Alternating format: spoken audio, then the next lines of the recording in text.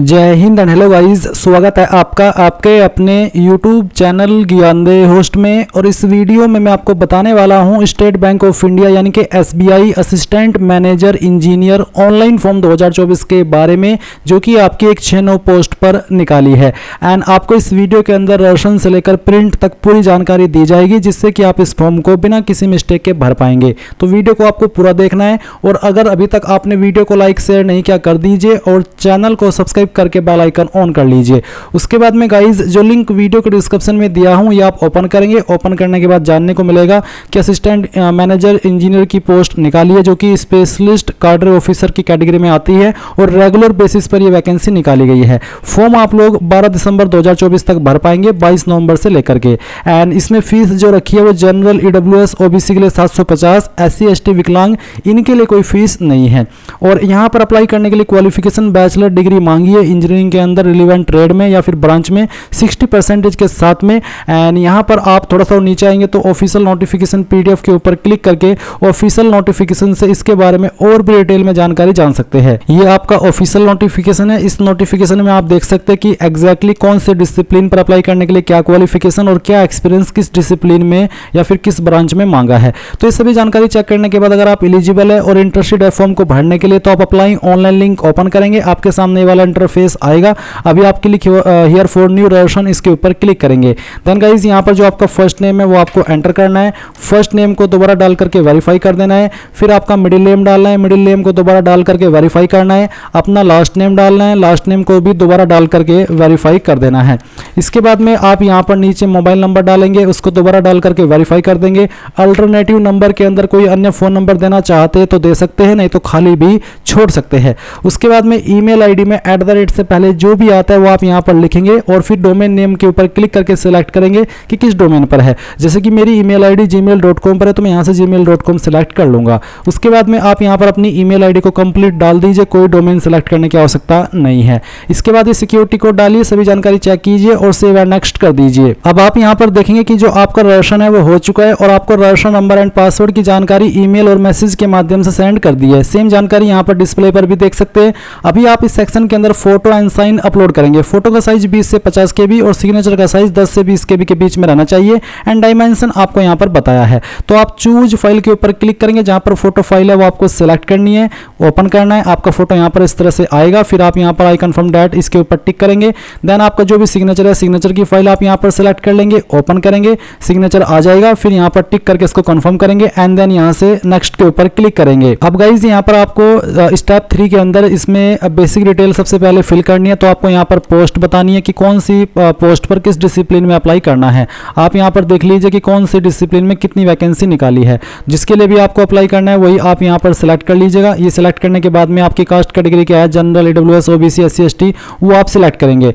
And then यहाँ पर guys आपकी सब कास्ट क्या है वो भी आपको लिख देनी है। मैं इस फॉर्म को डेमो के लिए भर रहा हूँ, तो मैं यहाँ पर एक रैंडम ऐसे लिख करके आपको बता रहा हूँ। आप आपकी रियल कास्ट सब कास्ट भरेंगे। फिर क्या आप विकलांग और आपकी विकलांगता 40% उससे ज़्यादा है, अगर हाँ तो यस, नहीं तो आप नो करेंगे। अगर आपके सामने ये ऑप्शन एक्टिव है तो आप इसका आंसर कर सकते हैं। फिर नीचे की तरफ आएंगे, बाकी सभी सवालों के आंसर उन्हीं को करने हैं जो कि विकलांग हो। और यहाँ पर फिर आपसे पूछा कि क्या आपका रिलीजन क्या है, जो भी है वो आप यहाँ पर सिलेक्ट कर लीजिए। ये सिलेक्ट करने के बाद में आपको पूछा कि क्या आप रिलीजियस माइनॉरिटी कम्युनिटी से आते हैं, यानी कि अल्पसंख्यक समुदाय से। अगर हाँ तो यस, नहीं तो आप नो करेंगे। नेशनलिटी आपकी इंडियन रहेगी। क्या आप एक्स सर्विसमैन है, अगर हाँ तो यस, नहीं तो आप यहाँ पर भी नो कर देंगे। उसके बाद जो भी डेट ऑफ बर्थ है वो आप बताएंगे, पहले डे, फिर जो आपका मंथ है वो आप सिलेक्ट कर लेंगे। एंड देन जो भी ईयर है वो भी आपको सिलेक्ट कर लेना है। फिर आप आपका जेंडर बताएंगे, आप जुड़वा है, अगर हाँ तो यस, नहीं तो आप नो करिएगा। उसके बाद में मैरिटल स्टेटस क्या है, अनमैरिड, मैरिड, जो भी आपका स्टेटस है वो आप टिक करके बता दीजिए। फिर फादर का फर्स्ट नेम, फिर middle name and then last name. इसी प्रकार से माता जी का फर्स्ट नेम, मिडिल नेम और लास्ट नेम आप भरेंगे। एड्रेस फॉर कॉरेस्पॉन्डेंस में जो आपका प्रेजेंट एड्रेस है वो आप यहाँ पर लाइन 1, 2, 3 के अंदर डाल दीजिए, थोड़ा थोड़ा पार्ट आपके एड्रेस का। एंड देन जो आपकी डिस्ट्रिक्ट है उस डिस्ट्रिक्ट का नाम भी आपको यहाँ पर एंटर कर देना है। एंड देन जो आपकी स्टेट है वो आप सिलेक्ट कर लेंगे, और फिर आपका जो पिन कोड है वो भी आपको डाल देना है। इसके बाद में अगर आपका प्रेजेंट और परमानेंट एड्रेस सेम है तो आप यहाँ पर टिक कर दीजिए, और फिर आप नीचे आएंगे और सेव एंड नेक्स्ट के ऊपर क्लिक करेंगे। अब आपके सामने यहाँ पर क्वालिफिकेशन की जानकारी का सेक्शन आ चुका है। तो सबसे पहले आप यहाँ पर आपकी क्वालिफिकेशन सिलेक्ट कर लेंगे कि आपके पास इनमें से कौन सी क्वालिफिकेशन है। जो भी है वही आप सिलेक्ट कीजिए। उसके बाद में आपको कॉलेज या फिर फिर इंस्टीट्यूट या फिर यूनिवर्सिटी का नाम देना है जहाँ से आपने क्वालिफिकेशन की है। अगर ऑटोमेटिकली यहाँ पर आ रहा है तो सिलेक्ट कर ले, नहीं तो आप खुद से अपनी यूनिवर्सिटी का नाम या कॉलेज का नाम दे सकते हैं। डेट ऑफ पासिंग बताएंगे, डेट और फिर आपका जो मंथ है वो आप बताना, और फिर जो आपका ईयर है पासिंग का वो भी आप यहाँ पर सिलेक्ट कर लीजिएगा। फिर परसेंटेज और मार्क्स कितनी थी वो आप डाल देंगे, और आपकी क्लास क्या आती है, फर्स्ट, सेकंड या थर्ड या फिर पास। जिनकी 60+ परसेंटेज होती है वो फर्स्ट क्लास के अंदर आते हैं, और जिनकी 45 से लेकर के 59 के बीच में वो सेकंड, और जिनकी 33 से लेकर के 45 के बीच में होती है वो पास क्लास में आते हैं। अब आपको पीजी डिग्री की जानकारी बतानी है, अगर आपके पास है तो आप दे दीजिए, नहीं तो खाली छोड़ दीजिए। कोई अन्य क्वालिफिकेशन है उसकी जानकारी भी आप सेम वे में भर सकते हैं। अब पूछेगी कि आपके पास 2 ईयर का एक्सपीरियंस है in the field of fire safety from any reputed organisation, अगर हाँ तो यस, नहीं तो आप नो करेंगे। कि आपके पास 3 ईयर का एक्सपीरियंस है एज ए स्टेशन ऑफिसर और equivalent post in a city fire brigade या state fire brigade in charge fire officer in corporates big industrial complex, अगर हाँ तो यस करेंगे, नहीं तो आप नो करेंगे। जो भी है वो आप बता दीजिएगा। फिर क्या आपके पास गुड नॉलेज है fire prevention and protection system की, जैसे कि hydrant system, fire detection system, अगर हाँ तो यस, नहीं तो आप नो कर दीजिए। अब जो आपने एक्सपीरियंस के सेक्शन में यस किया तो उसकी एक्सपीरियंस की जानकारी आपको देनी है। नेम ऑफ द एम्प्लॉयर के अंदर आपको उस कंपनी या फिर उस इंस्टीट्यूट का नाम देना है जहां पर आपने एक्सपीरियंस किया है। डेजिग्नेशन, किस पोस्ट पर रह करके आपने एक्सपीरियंस प्राप्त किया है उस पोस्ट का नाम आप डेजिग्नेशन के अंदर लिखेंगे।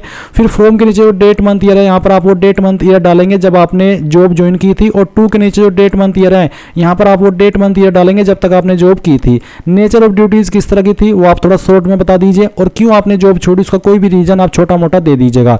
उसके बाद लैंग्वेज नोन, कौन कौन सी लैंग्वेज आती है वो यहाँ पर लिखिए और बताइए कि मुझे पढ़नी आती है, लिखनी आती है और बोलनी आती है।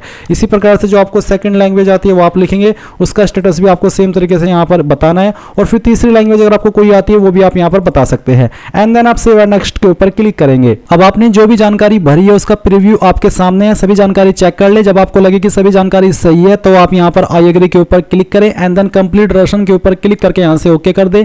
एक बार फिर से ओके करें। अब आपको यहाँ पर कुछ डॉक्यूमेंट्स अपलोड करने हैं। एक है ब्रीफ रिज्यूमे, पीडीएफ के फॉर्मेट में अपलोड करना है। फिर आईडी प्रूफ, जिसमें कि आप Aadhaar card, PAN card, driving licence, passport कोई भी आईडी अपलोड कर सकते हैं, पीडीएफ के फॉर्मेट में अपलोड करना होगा।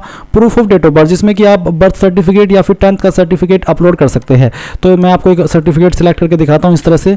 और फिर यहाँ पर गाइज आप देखेंगे सर्टिफिकेट आपके सामने आएगा। मैंने यहाँ पर एक डमी इमेज अपलोड किया है, यानी कि पीडीएफ अपलोड किया है। फिर आएगा educational certificate, relevant marksheet, degree certificate, PDF के फॉर्मेट में अपलोड करना है। सभी इमेजेस को एक ही पीडीएफ में मर्ज कर लीजिएगा, एंड वो फिर एक सिंगल पीडीएफ अपलोड करना है। एक्सपीरियंस सर्टिफिकेट अपलोड करना है। अगर आप ईडब्ल्यूएस है, ओबीसी है, उसका सर्टिफिकेट आपको अपलोड करना होगा। और यहाँ पर है form 16 officer letter, latest salary slip from current employee, तो यहाँ पर जो आपकी सैलरी स्लिप है वो आपको अपलोड करनी होगी। एंड देन उसके बाद सिक्योरिटी कोड डालना है और सेव एंड नेक्स्ट कर देना है। अब यहाँ पर गाइज आप देखेंगे कि जो आपका फॉर्म है वो सबमिट हो चुका है, क्योंकि SC/ST के लिए कोई फीस नहीं है, इसलिए फॉर्म डायरेक्टली सबमिट हो गया।